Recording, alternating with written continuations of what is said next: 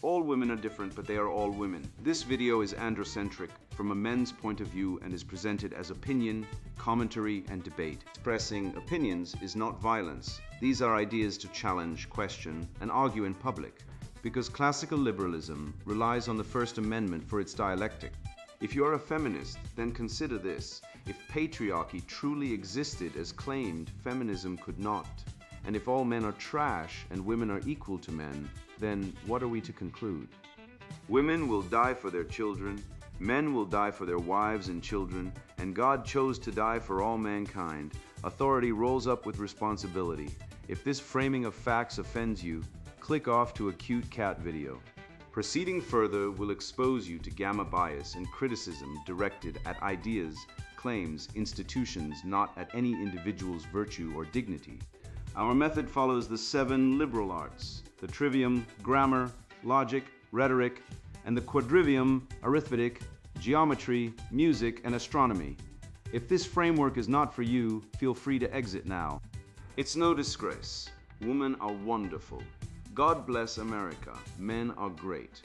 Multiculturalism, cultural enrichment, the cause of all wars and grooming gangs, written by Conrad Riker. Available now, links in description. Women don't fight fair and never have. How evolution lies and the Karen playbook turn modern men into prey. You think she's innocent until proven guilty. Try this. 73% of school teachers are women and 92% of workplace false harassment claims are filed by women. Yet we still treat female aggression like a myth whispered by misogynists. I watched a woman get pushed onto subway tracks in New York while 8 men filmed it. One construction worker jumped down to save her, the rest. Too busy virtue signaling on Instagram to risk looking toxic. Meanwhile, the CDC reports men die by suicide 3.5 times more than women, but when a man does act, like Daniel Penny restraining a psychotic homeless man, the entire feminist legal complex descends like vultures on roadkill. They don't want heroes, they want eunuchs. Feminism isn't about equality. It's about immunity. Women get 90% of no-fault divorces, keep the kids, the house, and half your future earnings, and then post self-love reels while you sleep in your Honda Civic. The family court isn't a legal system. It's a gynocentric loot drop. And don't even mention cuckoldry. Studies in current biology show 1 to 3% of Western children are misattributed. That's millions of men raising genetic strangers. While priests of progress preach trust is toxic masculinity, wake up. The left didn't weaponize theory. They weaponized you by convincing you that restraint in the face of chaos is virtue. It's not. It's suicide dressed as manners. I've seen a man let his girlfriend scream in his face for 45 minutes while he apologized for existing. Then she dumped him for being emotionally unavailable. That's not love, that's psychological torture with a smile. The West was built by men who acted, not men who waited to be allowed to act. So ask yourself, when the test comes, the shove, the lie, the ambush, will you be the one on the platform filming, or the one in the trench doing what must be done? The mirage of female innocence.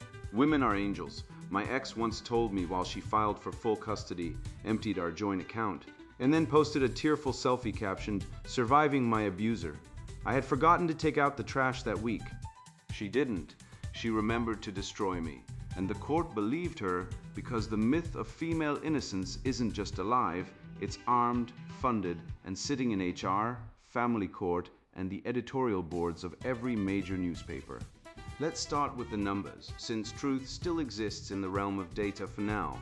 The FBI's uniform crime reports show women commit about 14% of violent crime. That sounds low until you realize violence is defined only as physical acts. Emotional sabotage, reputation assassination, and social exclusion are excluded. But ask any man falsely accused by a scorned woman if that's violence. Ask the guy who came home to find his dog poisoned and a note saying, "You'll never find love again." That's not emotional abuse, that's warfare with eyeliner. A 2015 University of Oregon study confirmed what any high school boy who survived the cafeteria already knew. Women engage in relational aggression at 3 times the rate of men. Gossip, silent treatment, social sabotage. The kind of warfare where the victim doesn't even know he's at war until he's jobless, friendless, and bankrupt. Men punch women, poison the well. Evolution made women physically weaker, so nature gave them sharper tongues and colder hearts, not because they're evil, but because strategy favors survival. Pretending otherwise isn't chivalry, it's suicide. You want proof? Watch Gone Girl. David Fincher's masterpiece isn't fiction. It's a public service announcement. Amy Dunn fakes her own murder, frames her husband, and wins, because no one suspects a woman of such cold precision. People react with shock, not because it's unbelievable, but because it's real. We've all encountered someone like Amy. Maybe she's your sister's best friend. Maybe she's your boss. Maybe she's already in your house, quietly turning your kids against you while sobbing about co-parenting. And don't get me started on feminism. Feminism didn't liberate women, it armed their worst impulses. It took the evolutionary strategy of indirect aggression and legitimized it. Now a woman can call a man a toxic male, get him fired, and receive a standing ovation on LinkedIn. Meanwhile, if a man defends himself, even with words, he's labeled a misogynist, a predator, or worse, a red-pilled truth teller. Feminism didn't demand equality. It demanded immunity for women to lie, cheat, destroy, and still be called survivors. Take the Karen Reed case in 2023. Woman accused of murdering her boyfriend. But instead of grieving, she launched a media campaign portraying herself as the true victim. Candlelight vigils, press conferences, a GoFundMe. The police treated her like royalty until the evidence started pointing at her. But even then, half the country still believes she was framed. Why? Because we've been brainwashed to see women as incapable of malice. We'd sooner believe in alien abduction than female premeditation. This isn't new. The Victorians invented the angel in the house, a literary trope that painted women as pure, passive, and perfect. It wasn't art. It was social engineering, a way to keep men docile, guilt-ridden, and financially enslaved. And it worked. Men still apologize when a woman drops something. Men still pay for dates. Men still get arrested for cyberstalking when they ask why their kids don't know their own father's name. The remedy, Aristotle. Not therapy, not TED Talks. Virtue ethics, judge actions, not gender. A lie is a lie, whether it comes from a vagina or a Viking. Courage, justice, temperance, prudence. These don't have a uterus. We need to stop treating women like fragile glass angels and start holding them to human standards, because the moment we do, the whole feminist propaganda machine collapses under the weight of its own hypocrisy. The myth of female innocence isn't just false. It's deadly. It gets men killed in family court. It lets grooming gangs operate with impunity because women are victims. It excuses female criminality while criminalizing male self-preservation. This isn't about hating women, it's about loving truth. And if you can't handle the truth, maybe you should go back to believing in unicorns and equalist fairy tales. I'd rather stand with Schopenhauer, who called women childish, narrow-minded, and incapable of justice, not out of malice but observation. He saw through the veil, so did Nietzsche, so did Molyneux. They weren't sexist, they were sane, and in a world that calls sanity toxic, the only moral act left is to speak the unspeakable. Women are not inherently good. They are human, and humans are dangerous. Wake up. The angel has fangs. I stood in that school hallway not as a protester, but as a father. Someone who believed naively that reason still had a place in institutions meant to serve children. I thought facts mattered, that biology is not bigotry, that silence isn't consent, and that a man questioning a surreal spectacle shouldn't be treated like an armed intruder. But the system wasn't built to listen. It was built to silence. And in that moment, I realized we're not dealing with a policy failure. We're facing a full-spectrum ideological invasion, one that has already captured the gatekeepers of education, emotion, and truth itself. Praxis as cultural sabotage. I watched a father get escorted out of his child's school by two rent-a-cops because he asked why drag queens were reading to second graders about the hips on the drag queen, go swish, swish, swish. He wasn't yelling. He didn't threaten, he said. This is inappropriate. My son doesn't need glitter and pronouns shoved down his throat before he learns long division. The principal called it hate. Not confusion, not disagreement, hate. That word now means any man who defends biological reality or parental authority. And that moment wasn't an anomaly, it was a demonstration. A public ritual sacrifice of fatherhood on the altar of performative inclusion. They don't want dialogue, they want surrender, and they've rigged the system so that every time a man opens his mouth to reason, he's labeled a bigot before he can finish his sentence. Let's talk numbers, because facts are the kryptonite of lies. 73% of public school teachers in the US are women. That's not diversity, that's systemic capture. It means your son spends 7 hours a day being emotionally conditioned by a cadre of feminized bureaucrats whose primary metric of success isn't logic, truth, or excellence, it's feelings. They reward empathy over rigor, tears over tenacity, and compliance over courage. I've seen boys, bright, curious, energetic boys, labeled disruptive because they fidget, argue, or ask why, while girls who cry during a pop quiz get hugged and extra time. This isn't education. It's emotional alchemy, turning male vitality into pathology and female fragility into virtue, and it starts young. By 5th grade, boys are already conditioned to believe that silence is safety, and that speaking up means risking humiliation or punishment. This didn't happen by accident, it was engineered. The Frankfurt School didn't start with tanks or revolutions. They started with seminars. Max Horkheimer, Theodor Adorno, Herbert Marcuse. They looked at Western civilization and said, we can't beat capitalism, so we'll poison its culture. They shifted Marxism from the factory floor to the nursery. From economics to education, from class struggle to identity warfare. Their weapon? Praxis, a term most people mispronounce and misunderstand. Praxis isn't theory. It's not philosophy, it's ideology weaponized into action. It's the fusion of belief and behavior designed to destroy from within. Gramsci called it hegemony. Lukács called it consciousness raising. I call it cultural arson. They didn't storm the gates. They got tenure, then spent decades redefining truth, morality, and masculinity as forms of oppression. And now look at what they've built. Netflix peddling gender revolution like it's science, when it's really just hormone propaganda for preteens. They parade confused kids in front of cameras, calling puberty dysphoria and surgery liberation. They don't show you the studies where 85% of gender dysphoric children desist by adulthood. They don't tell you that cross-sex hormones lead to osteoporosis, infertility, and lifelong dependency on pharmaceuticals. No, they sell it as bravery, as love. Meanwhile, real bravery, like a father standing up to a school board, is labeled abuse. They've inverted everything. They call it progress, but it's regression masked as revolution. This is the Trojan bureaucracy. Leftists don't overthrow institutions. They occupy them. They get credentials, climb ladders, then quietly replace logic with feelings, truth with narrative, and merit with victimhood. They don't need violence when they control HR, tenure committees, and curriculum boards.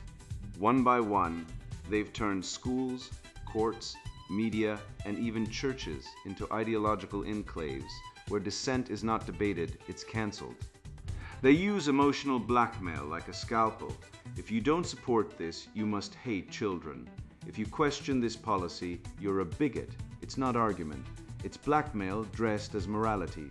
I've studied Saint Paul's armor of God, not for theology, but for strategy.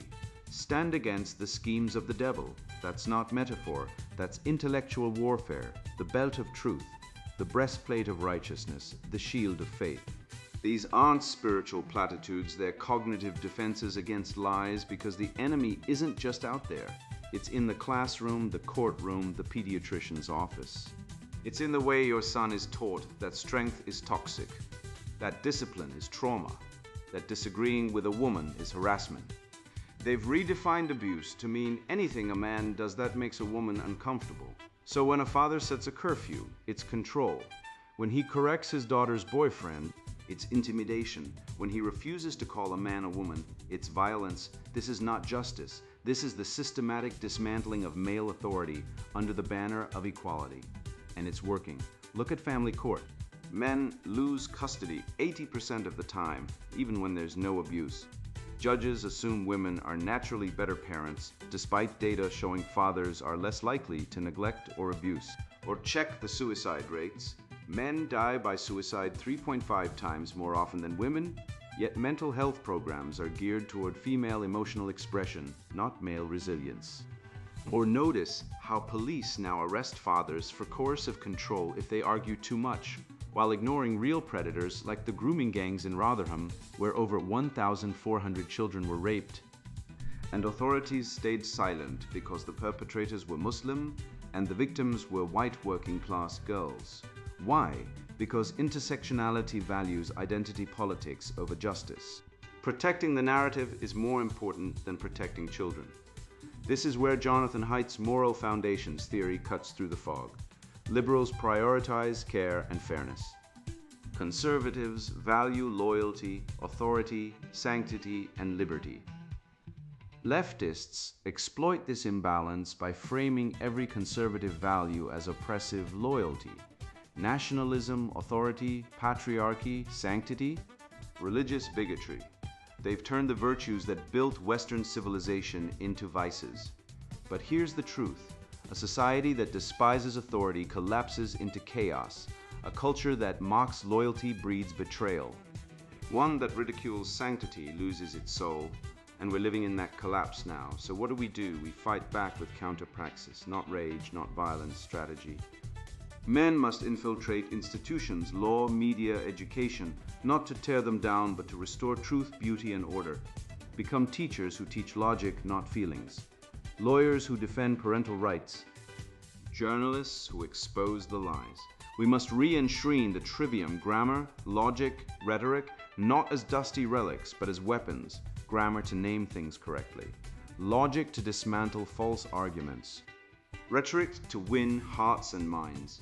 We must raise sons who are not afraid to think, speak, and stand even when the world calls them haters, because the living spirit of Western civilization wasn't built by cowards. It was forged by men who valued truth over comfort, duty over desire, and courage over consensus. And if we don't reclaim it, it will be buried under a mountain of glitter, pronouns, and lies. I've seen it too many times. Men standing still when they should be moving, silent when they should be speaking, lying to themselves most of all. I used to wonder why. Then I stopped wondering and started seeing the pattern. We've been disarmed not by force, but by guilt. Guilt for being strong, for acting, for daring to impose order on chaos.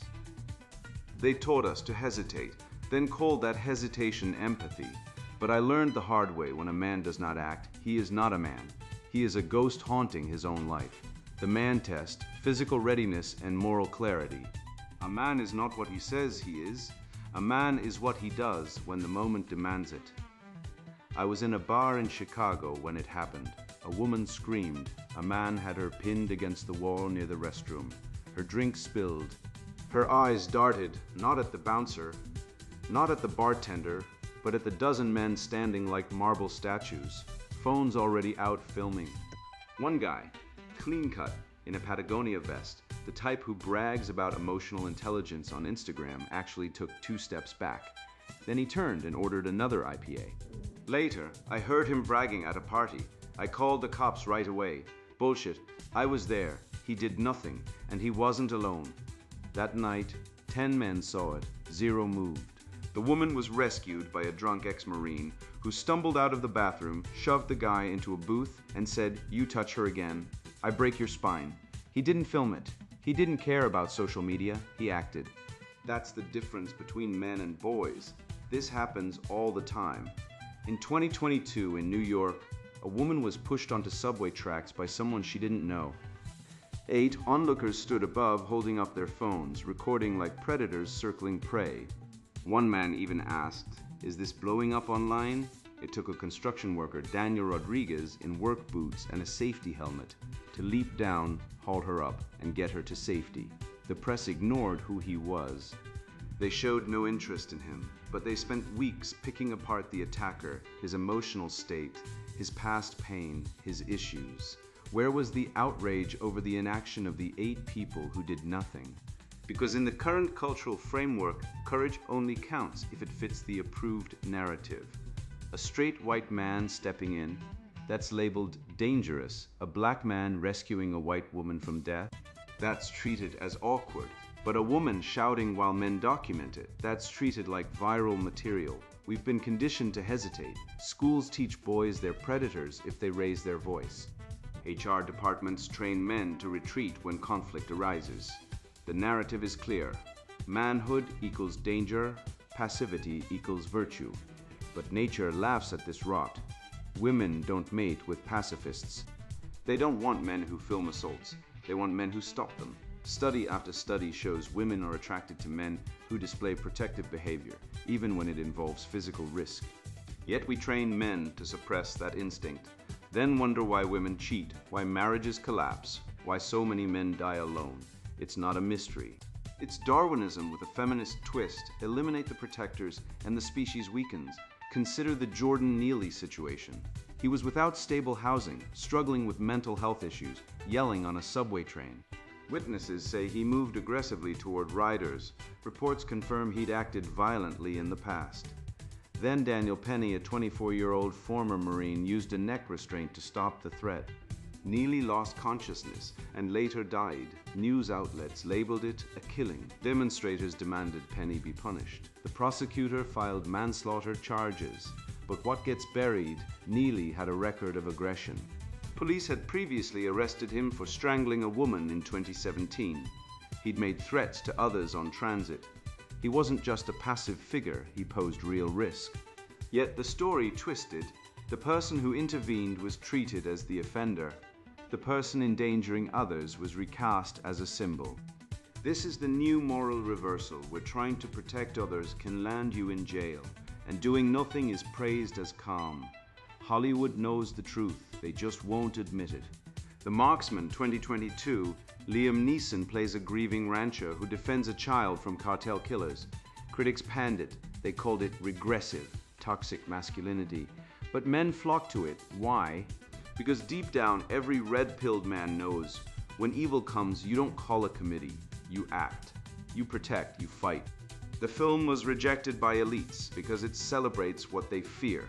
The autonomous, decisive, lethal male. The kind of man who doesn't ask permission to do what's right. I call it the intervention threshold, the point at which a man must override social programming and act, even if it costs him everything. Most men never reach it. They freeze, they rationalize. Not my problem. I might get sued. What if I'm wrong, but the soul knows? The man who hesitates, he carries that failure like a stone in his gut. It doesn't matter if no one else knows, he knows, and it eats him alive. That's why male suicide rates are soaring. Not because of lack of mental health care, that's the feminist dodge. It's because men are disconnected from their purpose. We were born to protect, to provide, to prevail. Strip that away, and you create hollow shells who die by their own hand. Marcus Aurelius didn't sit around debating ethics. He said, waste no more time arguing what a good man should be. Be one, that's the antidote. Not therapy, not self-help journals. Action train in Krav Maga. Learn first aid. Walk with awareness, not fear, but readiness. Know that if a child is drowning, you jump in. If a woman is being beaten, you intervene. And if the state prosecutes you for it, then you become the martyr, but at least you died as a man.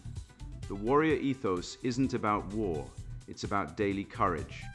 It's choosing to act when every fiber of feminized society tells you to retreat. It's knowing that real virtue isn't not getting involved, it's getting involved when it matters. The world doesn't need more cowards with cameras. It needs men with hands willing to grab evil by the throat. And if you won't, then don't pretend you're a man. You're just another spectator at the slaughter. I used to think a woman's mood swings were signs of deep emotional wounds, until I realized they were weapons. I spent years therapizing myself into compliance, believing that if I just listened harder, apologized quicker, or showed more empathy, she'd finally be happy. But happiness wasn't the goal, control was. And the moment I stopped reacting, when I stopped chasing after silence, stopped justifying myself for imagined sins, that's when the real test began. That's when I learned she wasn't broken, I was the one being tested. Unmasking the game. Female volatility and male resilience. I once watched a man beg his girlfriend not to leave on his knees, voice cracking. after she'd ignored him for 3 days over a text he didn't reply to in 2 hours. She didn't even look up from her phone. She just said, "Prove you care," and walked away. 2 days later, she texted a heart emoji. He lit up like a lottery winner.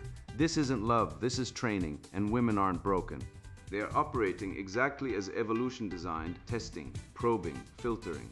The weak men panic, the strong men stay silent. That's the game, and if you didn't know you were playing, you already lost. Sherry Argov's Why Men Love Bitches isn't a self-help book. It's a training manual for emotional warfare. Be a bitch, she says, because men love unpredictability. She admits women should withhold affection to increase male investment. That's not advice, that's a confession. It's like finding a memo from the enemy war room. Yet women's magazines treat it like wisdom, therapists nod along. And men buy into it, thinking if they just chase harder, she'll stay. But she doesn't want commitment, she wants proof you'll endure chaos. And if you flinch, you're out. David Buss's research across 37 cultures found that 68% of women admit to sudden mood shifts to test a man's commitment. 68%, not trauma, not mental illness strategy. One woman told researchers, "If he gets upset when I'm cold, he's not strong enough." Another said, "I want to see if he'll still text me after I ignore him for a day." This isn't dysfunction, this is Darwinism in action. Women are programmed to test male resilience because in ancestral environments, weak men got you killed. Now, the test still runs, same software, new world. But now, weak men go to therapy and are told she's hurting, be gentle. No, she's testing, and your job isn't to heal her, it's to pass. I saw a short scene from The Gift 2015, where Jason Bateman's character starts to come apart, because a woman shifts kind, then aloof, then affectionate, then icy. He fixates, he follows her, he crumbles. And viewers assume she's playing games. Wrong. She's acting like a regular person. The issue isn't her, it's him. He can't handle emotional shifts. He ties his value to her behavior. That's why he falls apart. The film frames it as suspense, but really it's a raw look at how men today fracture under pressure. Look at Rachel from Friends. She's celebrated, quirky, desirable, funny. But watch closely. She dumps Ross, ghosts him, comes back, demands commitment, then leaves again when he flinches. She runs a psychological gauntlet and he fails every round, and we call her complicated. No. She's running the program, and Ross, he's the beta male archetype. Emotional, reactive, desperate for harmony. He doesn't need therapy. He needs training in indifference, in frame control, in knowing that her moods are not about him. But instead, he gets patted on the back for being sensitive. Meanwhile, real men are built in silence, not tears. The Gottman Institute studied thousands of couples and found that the biggest predictor of divorce isn't conflict, it's whether the man panics during it. Women can scream, cry, storm out. The relationship survives if the man stays calm. Not because he's suppressing emotion, but because he's anchored. The weak man thinks if only she were consistent. The strong man knows she's not supposed to be. Her volatility is the test. Your calm is the answer, and don't give me this emotional complexity garbage. That's feminist propaganda. Women aren't complex. They're designed to be unpredictable. It's not a flaw, it's a feature. Just like a lion tests the herd for weak calves, women test men for weak frames. And modern therapy culture, it's a weapon against men. It medicalizes female behavior and pathologizes male strength. You're toxic, they say, because you don't cry when she leaves. No, I'm stable. There's a difference. Look at the data. Men commit suicide 3.5x more than women. Not because they're emotionally stunted, but because they've been stripped of purpose, dignity, and truth. They're told to listen more, empathize, validate, while women walk away from marriages, keep the kids, get the house, and get alimony. 80% of divorce filings are initiated by women. 70% of child custody goes to mothers, even when fathers are fit. And if a man dares to speak up online, he gets doxxed, fired, arrested. But if a woman calls him a pig, that's her truth. This isn't equality, it's gnocracy. And don't get me started on abortion. Over 60 million since Roe v. Wade. A woman can kill her child days before birth, But if a man refuses to pay child support, he goes to jail. Try that logic in any other context. You'd be laughed out of court, but in our upside-down world, it's sacred. Why? Because female emotion is treated as law, male logic, suppressed. The remedy, stoicism. Not as a philosophy, as armor. Epictetus said, "It's not what happens to you, but how you respond. When she goes cold, don't chase. When she punishes you with silence, don't beg. Sit in silence with her. Let her feel the weight of her own game. Because the only power she has is the power you give, and the minute you stop reacting, the game ends. You win. I've trained men to do this." One guy's girlfriend gave him the silent treatment for 48 hours. Instead of texting, he went to the gym, cooked a steak, posted a photo of it with the caption, "Peace is free," and slept like a rock. She texted the next morning, "Why aren't you mad?" He replied, "I'm not mad. I'm just living." She met him for coffee that day, not because he won her back, but because she realized he couldn't be lost. And that's the only thing that matters. The West wasn't built by men who sought harmony. It was built by men who endured storms, who stood at Thermopylae, who sailed into fog, who faced dragons and said, "Try me." Not with rage, but with calm. That's the spirit we've lost. And it won't return until men stop worshiping female emotion like it's divine and start mastering their own. You think you're reading an essay? No, you're undergoing spiritual surgery. I just cut out the rot, the lies fed to you since kindergarten. The soft poison of female fragility, the bureaucratic slow-motion execution of men in family courts, where 94% of custody goes to mothers regardless of fitness, the censorship of fathers who speak truth. The 80% of suicides that are men, because we're told to suffer silently, while women post their breakdowns as empowerment. Wake up. You've been lied to so long, you mistake the cage for comfort. I didn't write this to entertain you. I wrote it to resurrect you. Every time a man reads that he should check his privilege while paying child support to a woman who won't let him see his kids, that's praxis, the enemy's foot on your neck, disguised as social justice. You know, the real statistic they never teach. Sperm counts have dropped 60% in 40 years while male suicide rates climb. Not because testosterone is toxic, but because purpose is illegal now. They want you docile, drugged, and dependent, like the guy in HR who watched his coworker get falsely accused and did nothing, then justified it with, "I didn't want drama." Drama? You traded your soul for peace and called it maturity. Pathetic. But not you, not anymore. You now see the game, the sudden mood swings, the weaponized tears, the social sabotage, the way women use victimhood like a flamethrower, while men are prosecuted for looking angry in a Zoom meeting. You see it because you're no longer blind. You've passed the test just by finishing this. You didn't click away when it got uncomfortable. You stayed. That's the difference between sheep and shepherds. The world is burning, but the fire reveals who's made of steel. You are, go rebuild, go protect, go speak. And when they call you toxic, smile, because you know the real toxicity is silence in the face of lies. The West isn't lost, it's just waiting for men like you to wake the hell up and take it back. And now the sponsored book introduction, Multiculturalism, Cultural Enrichment, the Cause of All Wars and Grooming Gangs. You're holding a weapon, not a gun or a knife, but something far deadlier, the truth. My name is Conrad Riker, and I've spent decades watching the West commit cultural suicide with a smile.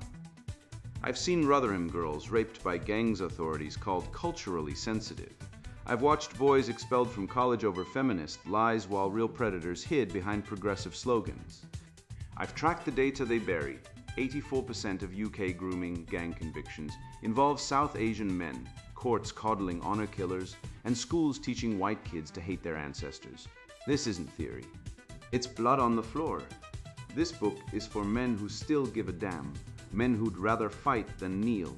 If you're content watching your sons get drugged with gender ideology, your daughters assaulted by imported barbarism, or your heritage erased by globalists, stop reading now. Go binge Netflix, collect stamps. This isn't for you, for the rest. What you call multiculturalism is a con tolerance, is the gaslighting tactic of predators. Feminism isn't about equality, it's about power. We'll dissect Sweden's no-go zones, Germany's censored rape stats, and the Marxist playbook corrupting every institution. You'll learn how courts strip fathers of their children, how corporations profit from your weakness, and why Islam's demographic jihad is on your doorstep. This isn't despair porn, it's a field manual. Hungary's crushing immigration, Poland's resisting LGBT colonialism. You'll see how to boycott woke capital, rebuild parallel economies, and reject the beta male death cult. The data's here, the case studies are real. The solutions work. They'll call you racist, bigot, fascist. Let them. Your ancestors built civilizations with calluses and conviction, not pronouns and apologies. The West won't be saved by politicians. It'll be saved by men who read books like this, then act. Buy it, read it, pass it to your sons, or don't, and explain to your grandchildren why you did nothing while their future was looted. The choice is yours. Time's up. Multiculturalism, cultural enrichment. The Cause of All Wars and Grooming Gangs, written by Conrad Riker. Buy now. Links in description.